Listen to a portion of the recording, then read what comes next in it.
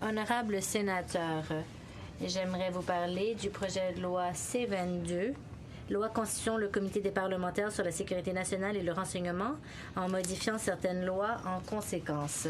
Ce projet de loi va créer un comité de parlementaires pour qu'il soit un comité de surveillance pour les 17 organes responsables de l'intelligence et du renseignement. J'aimerais remercier le premier ministre Trudeau et Goodale de leur travail sur ce projet de loi. Ils ont travaillé fort pour pouvoir rétablir l'équilibre entre la sécurité nationale et les droits de la personne. Je leur remercie de leur vision. J'aimerais également remercier le sénateur Harder qui a présenté un exposé complet du projet de loi à titre de parrain dans le Sénat. Avant de prendre la parole au sujet de ce projet de loi, j'aimerais vous expliquer pourquoi le projet de loi C-22 est tellement important. Il existe une croyance selon laquelle il y a un déséquilibre entre l'infrastructure, la sécurité nationale et la protection des droits de la personne. Cette perception provient de bon nombre de questions non résolues des Canadiens au sujet de la sécurité nationale et du renseignement. Depuis l'événement de 2002, cette liste est devenue très longue. Certaines de ces questions comprennent comment nos droits sont protégés du projet de loi C-51 qui ont donné au RCSS et d'autres organes des pouvoirs sans précédent. Le centre de données collecte des métadonnées des Canadiens pendant des années sans que personne ne soit au courant qu'ils existaient.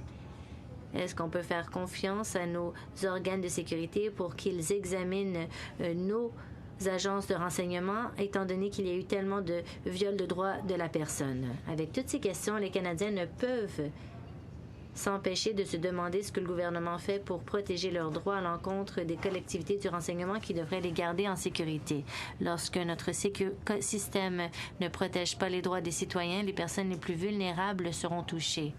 Souvent, les musulmans canadiens me parlent de leurs préoccupations et ils ont peur que leurs droits ne seront pas respectés en vertu de notre système actuel. Ils ont peur. Ils savent que lorsque le RCSS vient cogner à leur porte, il y a de réels risques qu'ils perdent tout. Ils ont peur parce que il n'y a personne qui va se prononcer à leur place. Les Canadiens les plus vulnérables ont besoin de réfléchir à ces questions fort importantes. Ils ont besoin d'un système de surveillance. Cela veut dire qu'il faut comprendre qu'on a une obligation envers les Canadiens les plus vulnérables. Ça veut dire qu'il faut respecter leurs droits de la personne et veiller à ce qu'ils ne soient pas victimisés au nom de la sécurité nationale.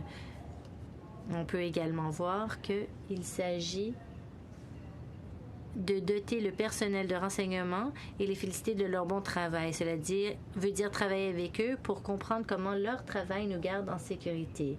Et plus important, il s'agit de rétablir l'équilibre entre la sécurité nationale et les droits de la personne.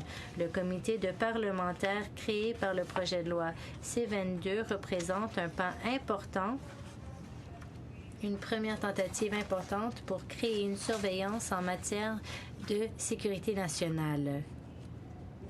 3 sénateurs et 8 membres du Parlement recevront une cote de sécurité pour pouvoir avoir accès à des renseignements confidentiels.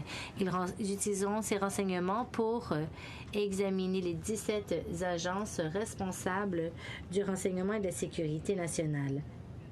C'est un pas important pour les Canadiens. Jusqu'à présent, les parlementaires ont fait face à des difficultés. Ils ont eu du mal à obtenir des renseignements en matière de sécurité nationale. Le Canada sera au diapason de ses alliés dans le monde, notamment ses alliés du groupe des 5. En faisant porter la responsabilité de la surveillance au comité des parlementaires, le projet de loi C-22 fera en sorte que le Parlement rende des comptes aux Canadiens. À titre de parlementaire, nous avons le devoir de représenter les mêmes gens que ceux qui visent à protéger notre système de sécurité nationale et de renseignement. Dans le cadre de notre travail, il est tout aussi important de protéger les droits et libertés des Canadiens que d'assurer la sécurité nationale. Ces responsabilités font des parlementaires le choix idéal pour représenter les Canadiens alors que nous sommes en quête de réponse à des questions importantes liées à la sécurité nationale et au renseignement. Given how important the role that all parliamentarians Étant donné le rôle important des parlementaires et des sénateurs dans ce comité de parlementaires, il faut veiller à ce qu'il y ait un bon équilibre entre les deux chambres. Ce n'est pas le cas dans le projet de loi C-22. L'article C-4.2 indique que le comité de parlementaires doit être constitué de 8 députés de la Chambre et 3 du Sénat. Cela va à l'encontre du principe que le Parlement est toujours reconnu dans les comités conjoints. Les comités mixtes doivent témoigner de la relation proportionnelle entre les deux chambres. Notamment, les comités mixtes doivent avoir un équilibre avec une représentation d'un tiers de sénateurs, 2 tiers de députés. Cette tradition se retrouve dans les racines mêmes du Parlement, dans les règles du Parlement, dans le Code de la pratique. On trouve que le nombre de députés nommés à un comité mixte témoigne des proportions relatives de la Chambre et du Sénat. Les pratiques et procédures de la Chambre indiquent que les comités mixtes sont composés de sénateurs et de députés et que les membres témoignent de la proportion et de la taille des deux chambres. À l'heure actuelle, le comité de parlementaires ne témoigne pas de cette réalité. 3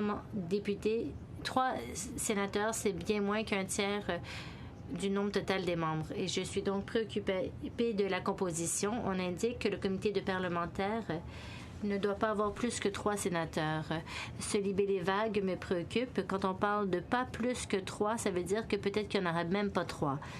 Il s'agit de quelque chose qui ne donne aucune certitude. Ça pourrait mener à d'autres déséquilibres sur le comité, comme des situations où il y a 8 députés et 1 sénateur au comité. Les parlementaires bénéficieraient grandement d'une représentation adéquate de sénateurs.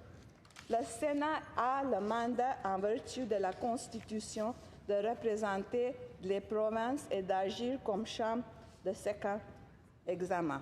De plus, notre participation au comité des parlementaires nous permettrait d'acquérir beaucoup de connaissances et d'expériences qui pourraient nous guider dans le cadre de nos études.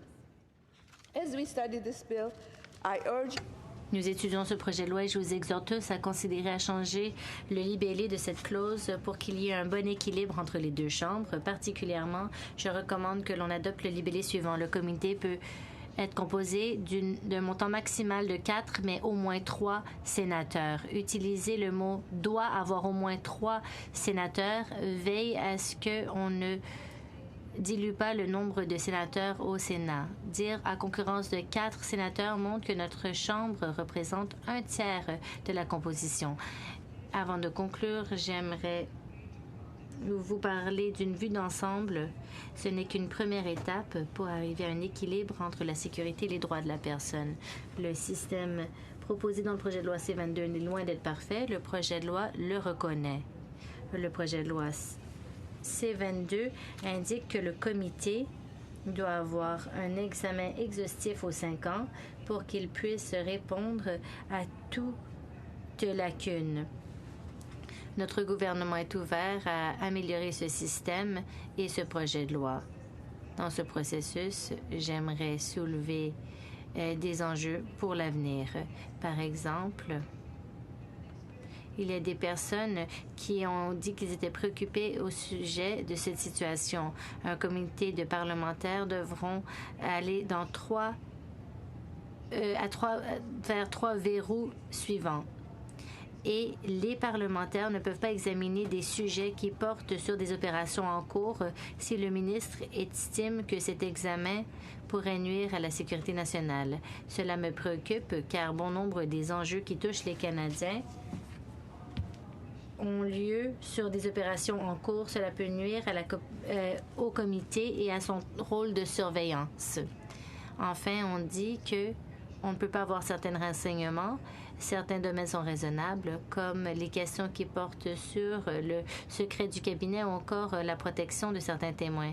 Mais dans l'article 14, on refuse l'accès à des renseignements qui portent sur une enquête en cours qui pourrait mener à une poursuite criminelle. Cela devient un problème en raison des réalités où la plupart des enquêtes sont planifiées de sorte à continuer de manière indéfinie. L'article 16 donne au ministre la possibilité de refuser toute information qui peut nuire à la sécurité nationale. Il s'agit de la chose la plus large qui permet au ministre d'avoir une discrétion complète sur ce qui détermine nuire à la sécurité nationale. On peut donc refuser de fournir des renseignements. Et il s'agit pas du seul domaine qu'il faut examiner. Des spécialistes ont également soulevé d'autres enjeux, notamment le mandat extrêmement large du comité, le contrôle exhaustif du comité, le contrôle exécutif et aussi des incohérences au sujet du privilège parlementaire. Honorable sénateur, le projet de loi C-22 n'est pas parfait. Comme je l'ai mentionné, il y a plusieurs domaines sur lesquels il va falloir se pencher. Je vous exhorte à y penser à l'avenir.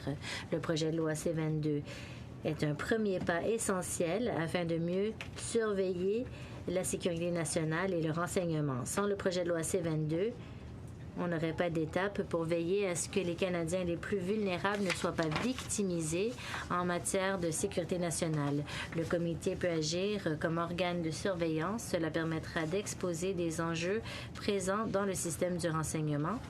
Cela nous permettra, comme parlementaires, de travailler ensemble avec des spécialistes, des intervenants et des Canadiens et de mieux comprendre les enjeux les plus importants qui portent sur la sécurité nationale et l'intelligence et le renseignement.